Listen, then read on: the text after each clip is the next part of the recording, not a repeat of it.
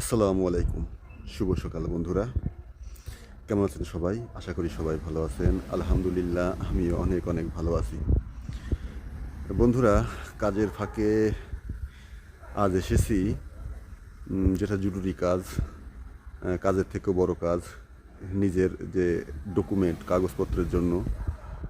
তাই এসেছি কমুনেতে, ইতালিয়ান ভাষায় কমুনে, যেটা আসলে সরকারের, স্থানীয় সরকারের সর্বনিম্ন একটা স্তর, যেখানে প্রশাসনিক একক সেবা দেওয়া হয়। অর্থাৎ এক কথায় সহজ করে বললে আপনারা বুঝতে পারবেন, এটা হচ্ছে বাংলাদেশের পৌরসভা, সিটি কর্পোরেশন, এমনকি ইউনিয়ন পরিষদের যে সেবাগুলো, সেই সেবাগুলো এখান থেকে দেয়া হয়।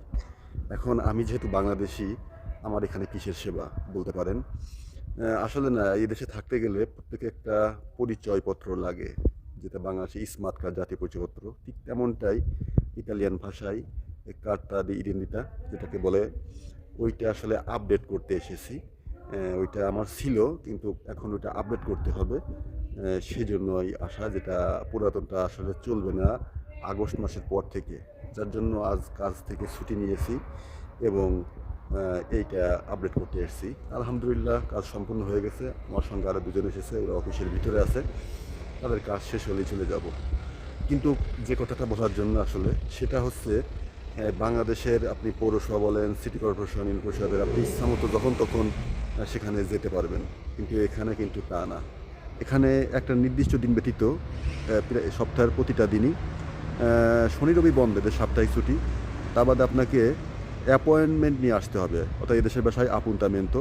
আর আগের থেকে অনলাইনে আপনাকে অ্যাপয়েন্টমেন্ট নিতে হবে। আপনি আসলেই আপনার কাজ করে দেবে না, আপনাকে অ্যাপয়েন্টমেন্ট নিয়ে এখানে আসতে হবে, যাতে আপনার কোনো ঝামেলা না হয়, কোনো ভিড় না হয়।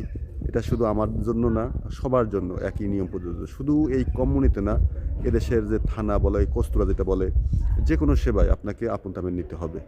এমনকি এদেশের যে বিদেশি দূতাবাসগুলো আছে, বাংলাদেশ অ্যাম্বাসি, আপনাকে সেখানে যেতে গেলেও আপনাকে অ্যাপয়েন্টমেন্ট নিয়ে তারপর যেতে হবে। আপনি ইচ্ছা করলেই যে কালকে যাব, না, যেতে পারবেন না, আপনাকে অবশ্যই নিতে হবে। তা যাই হোক বন্ধুরা, ভালো থাকবেন, সুস্থ থাকবেন। আর পরবর্তীতে আবার আপনাদেরকে অন্য কোনো বিষয় নিয়ে শেয়ার করবো ইতালির। সে পর্যন্ত আল্লাহ হাফেজ।